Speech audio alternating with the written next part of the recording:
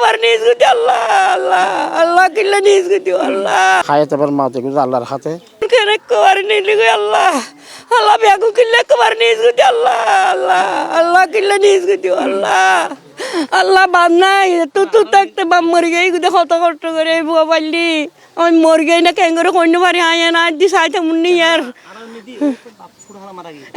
তোর তাকে তোর আর জায়গা দিয়ে তারা ঘর বাড়ি দি দে তো আর 1.5 ঘন্টা জায়গা দিয়ে না আর বড় বাড়ি তো আর নানাইয়ের ঘরে এই 4 সন্তানকে আপনি চিনতেন এরা কেমন আসলে? ও মা আমি ঘুরে থাকতে দেখি ডর হইয়ার মা ফন্না হয়ে গুণ ফরের বিদেশি গেই গুই তো আর দেখি না ডর হইয়ার আনো দেখি আর এটা যাইতো তো এই আতারমান ঠন্নের বাড়ি আর বাড়ি এই যে দুর্ঘটনার খবর তো শুনছেন এই খালিয়ে মুন্নি আলিয়া নমনি আর নিজ ভদরত এইও তেরে মুন্সির ভাড়া আসিয়ার কদে ওবা তোমার আর ফুয়ার আর বাইনের মত বইনুর ফুয়াইম গে আর টাক্কনির ফুয়া ও মা কিল্লে টাক্কনির ফুয়া খেঙ্গর কেই গুদি দুনিয়া তুই গাই গুকে কিল্লে নিয়ে গুদি আল্লাহ কিল্লে নিয়ে গুদি আল্লাহ একটা ফুয়া কিল্লে নিয়ে গুদি আমার দুঃখী কি কষ্ট নয় অত্তর বা তত্তর খাইনেও পারে খাইনেও পারি তো মা কিছু না জানে মাইজুর কাম করি খরচ করি কেং করি আর এটা যাই কেং করি দুঃখ করি আইবু আল্লাহ দিয়ে দি কিল্লে ডর ইয়ে কিল্লে আল্লাহ দিয়ে গুদি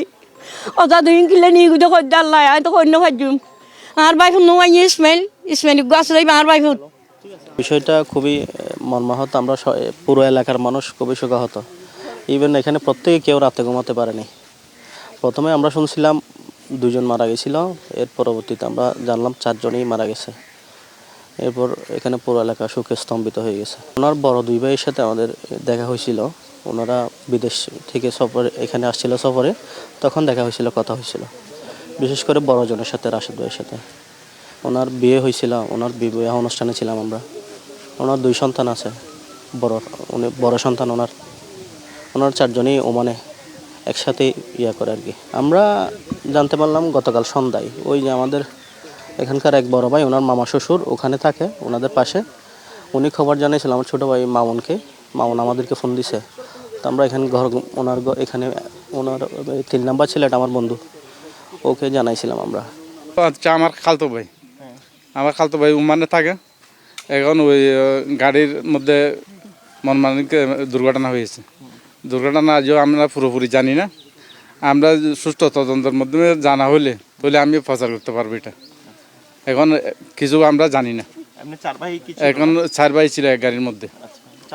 হ্যাঁ, 4 জনে মানে দুর্ঘটনা এটা শিকার হয়েছে বলে আমরা শুনতে পারছিলাম। আপনারা কি যোগাযোগ হয়েছে রাষ্ট্রীয়ভাবে কারোর সাথে? আমরা রাষ্ট্রীয়ভাবে আজ যোগাযোগ হয় নাই। এখন এইখান থেকে যতক্ষণ পর্যন্ত মানে খবর আসবে না, ততক্ষণ আমরা কাউকে কিছু বলতে পারবো না। এখন মরদেহ যদি সুষ্ঠুভাবে তদন্ত হয়, তারপর তদন্ত পরে এখানে যেগুলো রিপোর্ট আসবে, রিপোর্টের পরে তারপরে এটা আনা হবে। বলতেছে যে গাড়ির মধ্যে এসি বিস্ফোরণ বলতেছে। এখন এটা পুরোপুরি আমরা জানি না। সরকারের কাছে যদি কোনো কারণে যদি হয়, তাহলে তো আমরা সরকারের কাছে এটা দাবি করব। কেন করব না? আর মরদেহ দ্রুত আনার বিষয়ে আমরা তো এটা যত দ্রুত পারি অত মানে আমাদের ভালো হবে।